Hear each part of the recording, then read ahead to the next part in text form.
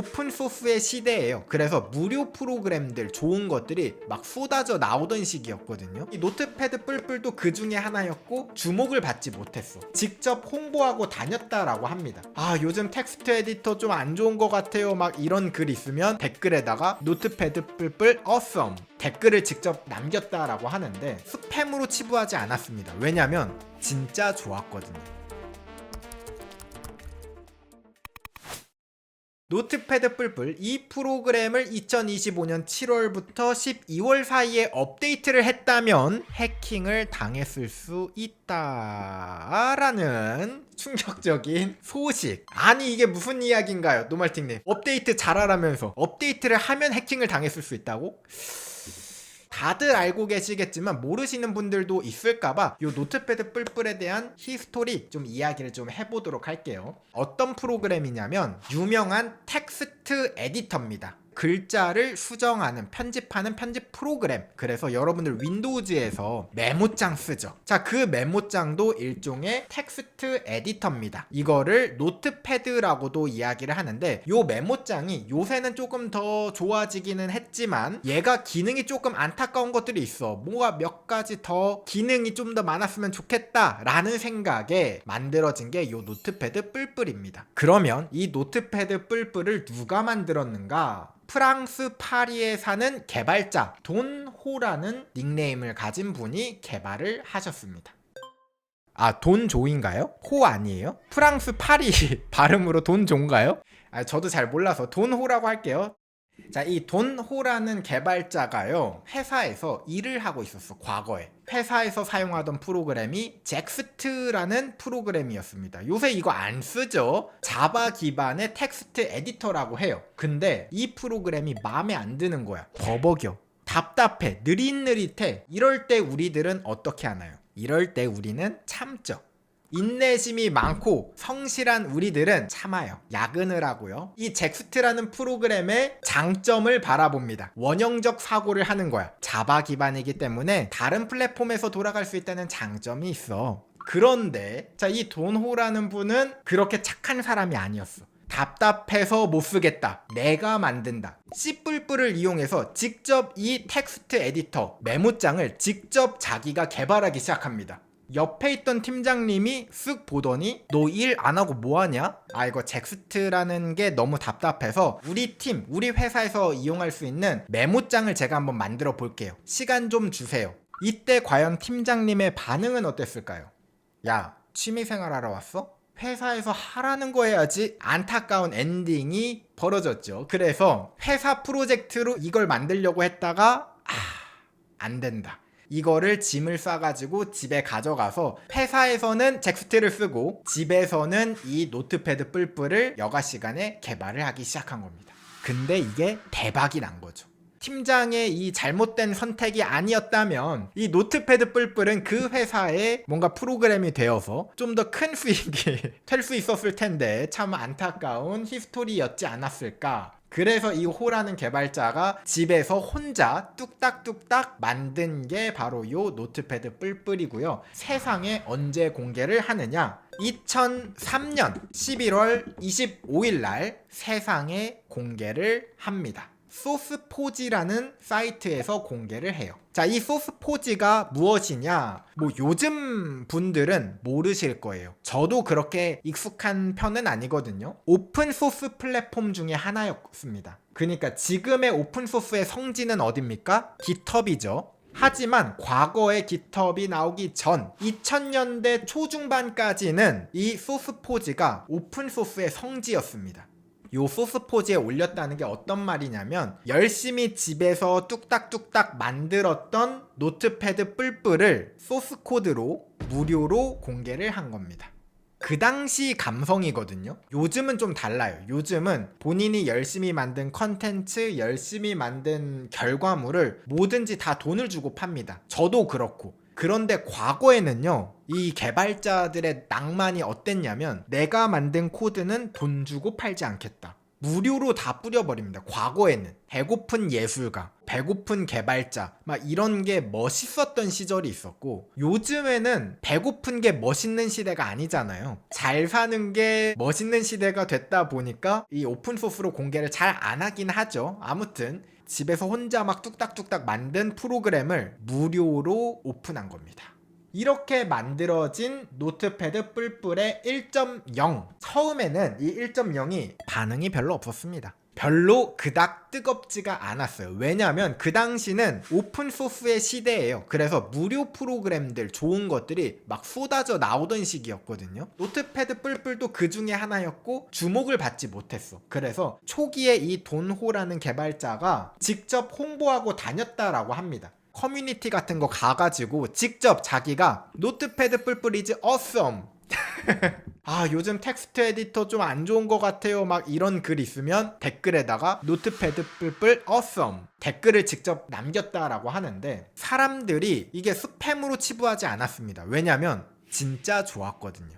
요즘에는 사실 좋은 게 너무 많이 나와가지고 엄청난 메리트는 아니긴 하지만 굉장히 라이트하고 윈도우즈에서 쓰기 너무 좋아요. 빠릿빠릿합니다. 그리고 다양한 기능들을 추가해서 붙여넣을 수 있고, 내가 원하는 기능들을. 그래서 이 노트패드 뿔뿔이 써보니까 괜찮네?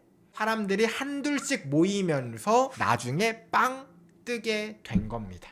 자, 그런데 이 노트패드 뿔뿔이 어디에서 오픈이 되었다고요? 소스포지에서 공개가 되었다라고 했잖아요. 이 돈호라는 분이 신념이 조금 강합니다. 자기의 생각, 자기의 주관이 굉장히 뚜렷하신 분이에요. 이 소스포지의 노트패드 뿔뿔 사이트 대문에다가 2008년에 이런 글을, 이런 배너를 달아둡니다. 2008 베이징 올림픽 보이콧. 이게 어떻게 보면 프로그램을 유포하는 사이트인데, 중국 정부에 대해서 비판하고 싶습니다. 중국 사람들이 아니라 중국 정부가 잘못한 것 같은데요. 티베트 탄압에 대한 의견을 표출하면서 보이콧 메시지를 올립니다. 중국의 반응은 어땠는가? 노트패드 뿔뿔이 어디에 있었다고요? 소스포지에 있었는데요. 이 사이트를 차단해버립니다. 이 당시에 중국인들 개발자들도 어쨌든 오픈소스를 쓰려면 이 소스포지에 들어가서 썼는데 갑자기 접속이 안 되는 거야. 그 당시 중국 개발자들이 굉장히 불만을 표했죠. 많은 중국인들이 분노를 했거든요. 놀랍게도 중국 정부가 아닌 노트패드 뿔뿔에 분노를 했다고 합니다. 왜냐면 네가 왜 여기다가 이런 글을 써가지고 얘 자체가 차단이 돼가지고 내가 일을 못하게 만들어. 아무튼 이런 이슈가 있었는데, 이처럼 돈호라는 개발자가 본인의 뜻이 굉장히 뚜렷한 분이다. 2010년에도 이 돈호의 심기를 건드리는 나라가 또 있었습니다. 2010년도가 어떤 시기였냐면 해킹이 크게 부각이 되던 시기였어요. 2010년대 그 시기가 어나니머스도 이 당시에 크게 활동을 했었고, 그래서 미국이 어떤 판단을 내리냐면 적대적이던 국가들 각종 제재를 내리기 시작합니다. 그 제재 중에 하나가 바로 이 오픈소스의 성지, 소스포지에 대한 접근을 막아버립니다. 바로 쿠바, 이란, 북한, 수단, 시리아, 자, 이렇게 5개의 나라에서는 요 소스포지에 접속하지 못하도록 IP 주소를 차단하는 제재를 내려요. 왜 내렸는가? 이 소스포지는 오픈소스의 성지라고 했잖아요. 다양한 각종 암호화 기술이 있기 때문에, 암호화 프로그램, 이런 기술이 테러 지원국이나 적대국으로 유입되는 걸 막고 싶었던 거죠. 자, 그런데 이 소식을 들었던 돈호, 이게 무슨 소리야? 오픈소스는 누구나 접근할 수 있어야 돼 라고 이야기를 하면서 강하게 비판을 합니다. 이거는 중국을 따라가는 것입니다. 중국 욕할 게 아니야. 미국 정부가 지금 중국처럼 하는 거나 마찬가지야 라고 이야기를 하면서 중국이 가만히 있다가 한 대 다시 한번 또 얻어맞죠. 왜 나한테 또 그래? 그러면서 노트패드 뿔뿔 5.7 버전 이후부터는 턱스 패밀리라는 곳에서도 프랑스 사이트입니다. 프랑스 서버에서 배포를 시작하기도 했습니다. 이 정도로 도노 개발자는 자신의 신념이 강하다. 그래서 이 사람의 신념이 어떻냐면 프로그램, 내가 이 소프트웨어를 가지고 나의 정치적인 메시지를 전달하고 싶어 하시는 분입니다. 이분이 프로그램의 버전을 낼 때마다 에디션을 만들거든요. 2012년에는 세상의 종말 에디션을 냅니다. 우리 환경 지켜야 됩니다 라고 하면서 세상의 종말 에디션을 출시하기도 했었고요. 2014년에는 천안문 기념 에디션, 그리고 2019년에는 프리 위구르, 2020년도에는 프리 홍콩 에디션, 2022년에는 베이징 보이콧 에디션, 정말 다양한 에디션들을 가지고 이야기를 하시던 분이었는데요. 우리가 알고 있는 2024년에는 대만 에디션도 냈습니다. 뭐 그런 의도가 있는지는 잘 모르겠지만 참 이게 어느 한 나라에서 굉장히 좀 싫어할 법하죠. 뭔가 기분 탓인데. 그래서 이분과 관련해서 찾아보면 크고 작은 논란들이 있어요. 왜냐면 이렇게 본인의 생각을 뚜렷하게 이야기를 하면 당연히 좋아하는 사람도 있고 싫어하시는 분도 있고 하잖아요. 그래서 이게 크고 작은 논란들이 있는데 어쨌든 이 도노라는 개발자분은 그런 거에 굴하지 않고 항상 강하게 자신의 의견을 꿋꿋하게 이야기하시는, 어떻게 보면은 멋있는 분인 것 같아요. 그래서 이 노트패드 뿔뿔 당연히 좋아하시는 분들도 있겠지만 싫어하는 사람들도 있겠죠. 특히 어디에서 좀 싫어할 것 같죠? 그래서 노트패드 뿔뿔이 지금까지 조금 수단이 좀 있었거든요. 이런 적도 있어요. 2014년에 천안문 에디션을 딱 출시를 했어. 출시를 하자마자 그 다음날 놀랍게도 이 노트패드 뿔뿔의 공식 사이트가 디도스를 당하는 거야. 왠지 거기가 했을 것 같은데 아니나 다를까 디도스 공격의 출처를 확인해 보니까 그 나라였다라고 합니다. 도노의 개발자의 이 강한 정치적 신념 때문에 이 노트패드 뿔뿔 공식 홈페이지가 해킹되기도 하고 각종 디도스 공격이 비일비재했습니다. 어떤 공격의 대상이죠. 어떻게 보면 미운 털이 강하게 박혔으니까. 그런데 작년 2025년에 생각보다 조금 심각한 일이 일어났습니다.